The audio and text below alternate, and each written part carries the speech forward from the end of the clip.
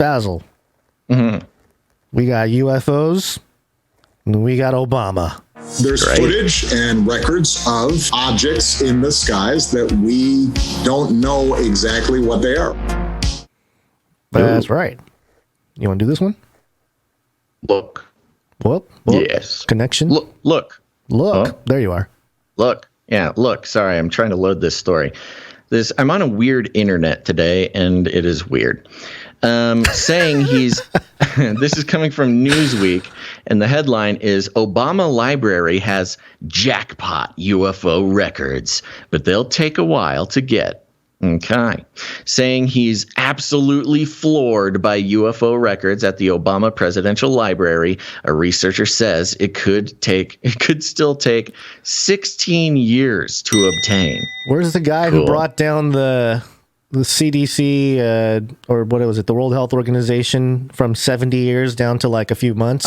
We need the same guy in here to, speed up the process with the UFO records. Well, who we do get is this. UFO researcher John Greenwald Jr. said that the Obama Presidential Library notified him that it has potentially tens of thousands of documents concerning past government programs studying extraterrestrial encounters.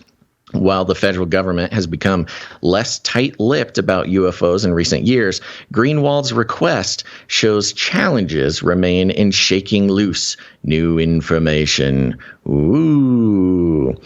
Okay, so, it's funny. This Obama Presidential Library is perhaps the most controversial presidential library that's ever been built.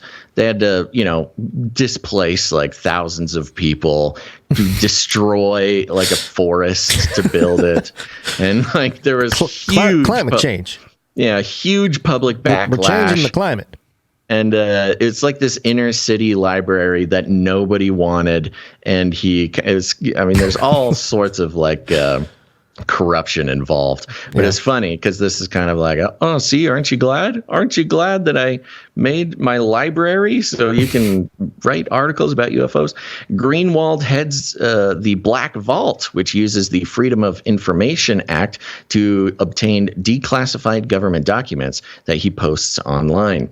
In a blog posted to the Black Vault's website, Greenwald said he filed a FOIA request for records, communications, photos, and videos concerning several government programs on unidentified flying objects, or, quote, aerial phenomena.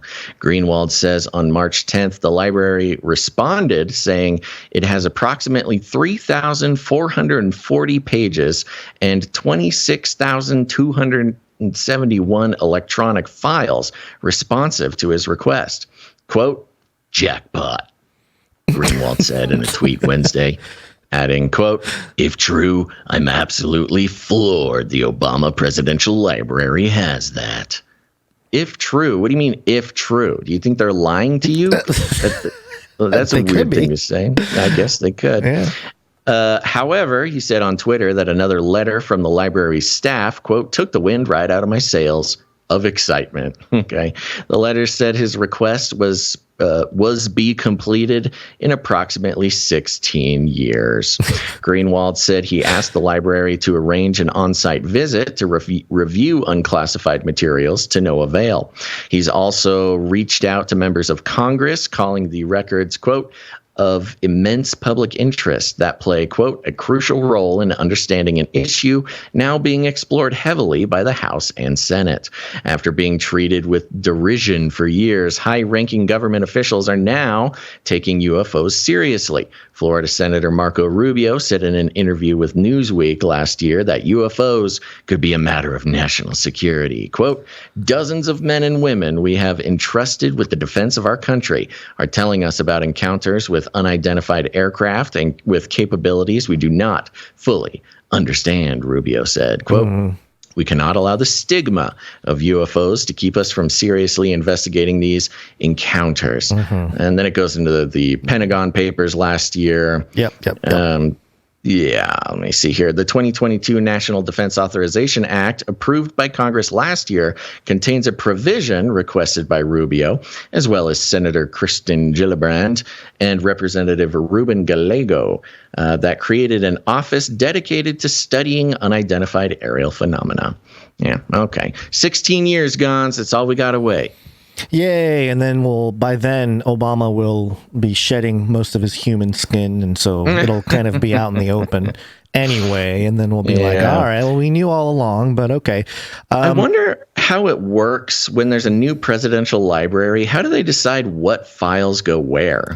What library gets what info? I have no idea how that works. You think Obama requested it? Probably. Maybe that's his whole thing. Maybe we don't even know this, but Obama's a huge UFO head, and it always has been. Well, you know who else might be? A shill for sure. I have a little treat for you, Basil, because as I was putting together the whole Obama piece, is this a 10-year anniversary present? Sure, yeah, a little late, Thanks. but yeah, okay, yeah, that works, I suppose. Yeah.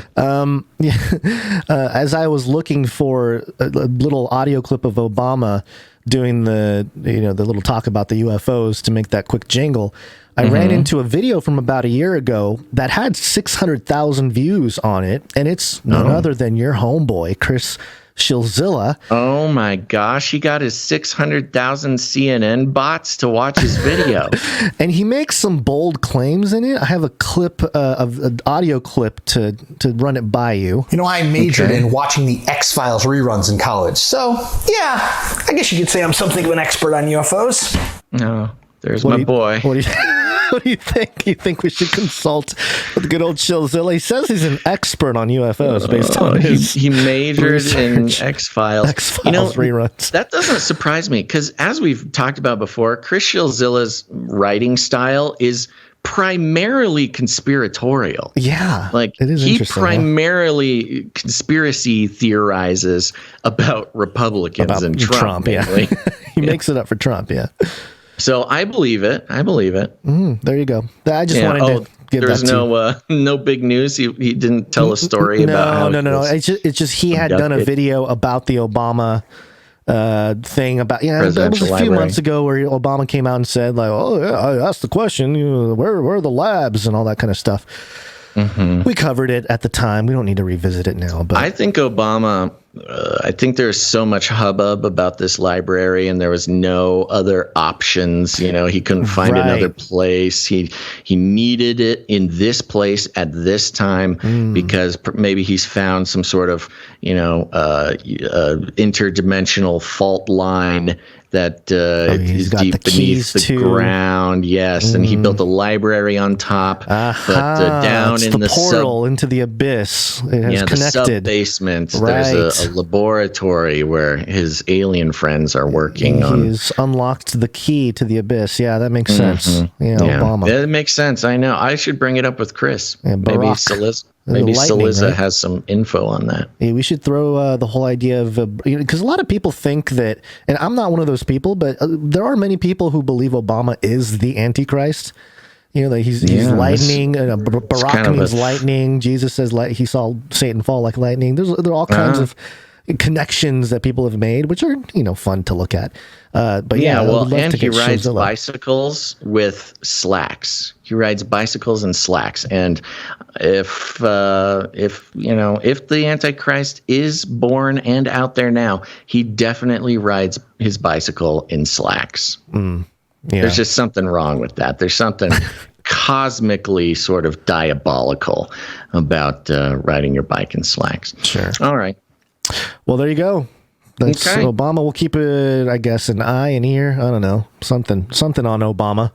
Yeah. See, it brings up the UFO conversation during the Ukraine thing. Or I guess it's not him bringing it up, but still, it's interesting. A lot news of cycle. UFO talk surrounding the Ukraine thing. Yeah. Maybe that was Obama and his new UFO just cruised on over to Ukraine and saved some farm folk. Right. Maybe he's the one with the technology all along, so he's got to make it look like he's on the hunt because eventually he's got to tell everybody that he has the technology, Yeah. Okay. We're getting into some end of show topics here. We'll have to save that for the third block.